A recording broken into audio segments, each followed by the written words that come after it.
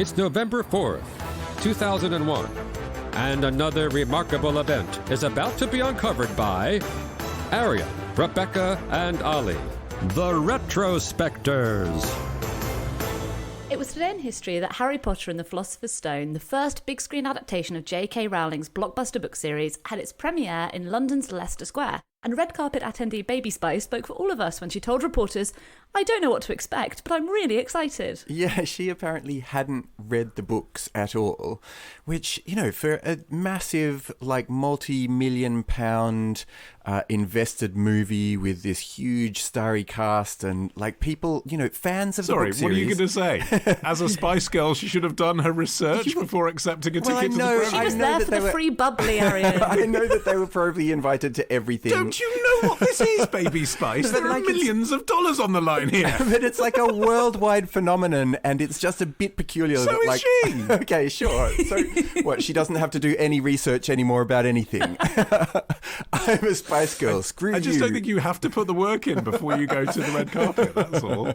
Well, apparently she was alongside other guests who had a better idea of what was going on, including Sting, Cliff Richard, and the Duchess of York, who'd brought her two daughters, Princesses Eugenie and Beatrice. But also I love that the kids who starred in it, like, they were still very much kids at this stage. And apparently Daniel Radcliffe turned up on the night and he said, "I haven't got much sleep because I was up at 4 a.m. and 6 a.m. and 7 a.m. because he was just so excited." Yeah, and actually Warner Brothers had been very careful at managing that. There'd been one press conference, I think, when the casting had been announced, but basically they'd kept them completely separate from all of the international attention. And you do think, you know, had this been 10, 20 years before, there would be no child safeguarding whatsoever. But by this point in history, big companies like Warner Brothers are clever enough when it comes to looking after children to know to kind of shelter them from some of the attention that was going to come their way. But there was only a limited amount they could do because this was an absolute phenomenon. I mean, at the point of the premiere of this film on this day, there had been 120 million copies of the four books in print,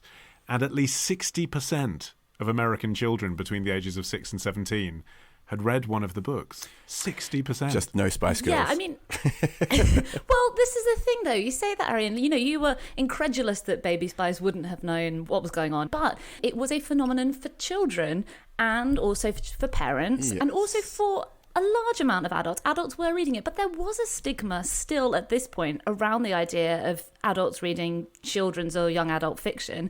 I mean, I don't know if you remember when the adult covers for the Harry Potter books came out, it was in 2004. So at this point, that hadn't happened either. So if you're reading it in public, you know, people didn't have e-readers, you were having to read the, you know, they were obviously illustrated for children. And so when you read coverage from the time, you know, before Harry Potter became such a cultural phenomenon, it's so strange to see that the journalists covering it have zero familiarity with the books. I think now it's at the point where a person who's never read Harry Potter or seen any of the films could tell you in pretty good detail about each of the main characters, some of the most famous phrases from the books, etc. When you read it now, I think we all probably have read the same CNN article from the time, because there's not that many articles from 2001 that are on the internet describing this event. But if you noticed, like, the way they describe the plot, you can tell that they've looked up, they've read a press release from Bloomsbury or something, and the article misspells Voldemort in two different ways. It's spelled Voldemort. Like, it has two wrong letters in it. It is fun, though, to remember that Harry Potter was a publishing phenomenon, and all of the interest around it was around books and bookstores, costume parties in the shops, late-night reading sessions. Because, as you say, there weren't e-readers, so there was no piracy of the books. If you wanted to read the book, you had to queue all night to get a paper copy. And I think Warner Brothers were nervous because this was seen as a uniquely sort of bookish, nerdish, authentic, kind of intimate connection that the kids who read these books had with this franchise, that when it came to making it into a film, they were very careful about how they exploited the properties. So, for example, they issued 50 licenses to commercial tie-ups as opposed to 85 for Batman. I found an interview with Alan Horn, who was the chairman of Warner Brothers, who said, "We want to maximise this franchise in every way, and that means we also need to make sure that the children and parents who love the stories do not feel we have blown it." Yeah. And so they turned down a lot of opportunities. You know, there's a Harry Potter theme park now, but there wasn't in 2001 because that would be seen to be not bookish enough. There was not a promotion with Daniel Radcliffe in McDonald's, as you'd expect there to be for an American film of this size. The premiere was in London, and they wanted to emphasise the fact it was an all-British cast, and it was filmed in Leavesden in Hertfordshire. They really wanted to not be seen to be Americanising it too much. And also not messing with the imaginative imagery that children had been building up. The original idea for the film, as envisaged by Steven Spielberg, who was briefly attached to the project, was that it would be a cartoon. But apparently J.K. Rowling put her foot down about this, and she seems to have put her foot down about quite a lot of things. And to her credit, many of them really worked out for the best. You know, for example, she was also determined that this had to be an all-British cast. So much so that apparently Robin Williams had put himself forward for the role of Hagrid, and he would have done a brilliant Hagrid, I reckon. But it would have been a totally different picture and very much not the sort of thing that she had in mind, and I think it really sort of wound up being the richer for it. Plus the fact that they then jettisoned Steven Spielberg and ended up with Chris Columbus. I mean, that also felt like the right decision, especially because there were so many other people's names who were mentioned attached to it early on, including Tim Burton. I think he could have done a really good job. Rowling's favourite was Terry Gilliam, and that would have obviously been a total disaster in the best possible way. Well, I mean, the thing with the rule that J.K. Rowling had that the cast had to all be British and then that was expanded to Irish, I feel like it was probably a little bit like political to say that Irish actors couldn't be in it. But it's one of these things that when you hear it, you're like, yes, good, it's a British story and isn't this nice? But when it gets down to like the nitty gritty of people who were in line to be in it and had to be told, basically, no, you're not the right nationality, is when it does feel a little bit harsh, because Chris Columbus, obviously he had worked with lots of child actors before, specifically at Home Alone, but he had just finished directing Stepmom, and there was a child actor in that called Liam Aiken, who was his original choice for Harry Potter, but he was American and he had to be politely but firmly rejected. There is one exception though. There's one American in the cast, Chris Columbus's daughter Eleanor, who has the crucially non-speaking role of Susan Bones. Well, she spent 3 years living in Elstree, so you know that counts. Immersing herself in the role of Susan Bones.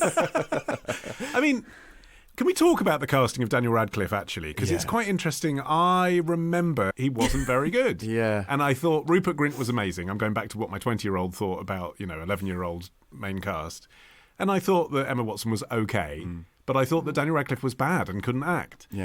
But I just watched his casting tape, which is Columbus directing him. He's like 10 years old. And there is something spooky when he puts the glasses on. He does become Harry Potter. He just looks so right.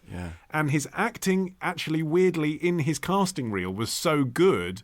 You can totally see why he got the role. Well, he was chosen out of 60,000 children who auditioned for the role of Harry.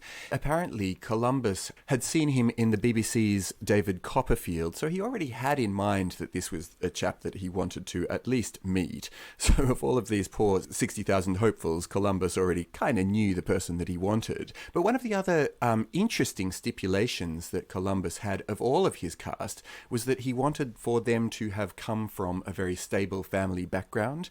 And initially Radcliffe's parents said they didn't want him to do the role, and they took quite a lot of persuading, I guess because they had a sense of the overwhelming, crushing weight that was going to land on him, not just once it was released and on this night in particular, but for the rest of his life. I still think he has the air of someone who is having to live with having been that role. Yes. Whatever he does, if he does Shakespeare on stage, it's always Harry Potter plays Macbeth, isn't it?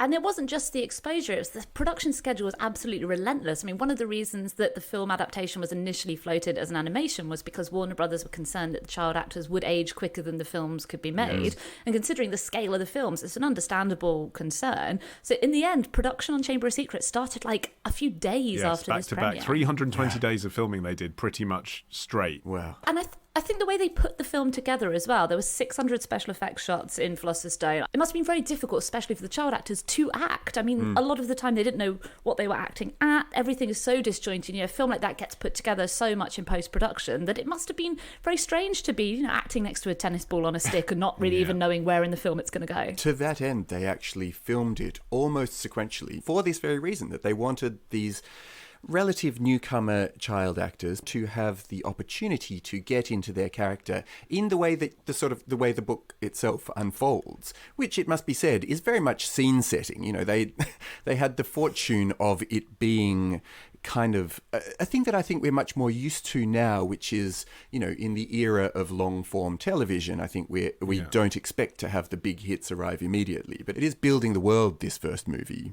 Yeah, it's saying to kids, isn't it? Imagine if you caught a train. Yeah. Imagine if you held a wand. Yeah. I mean, the stakes are actually quite low.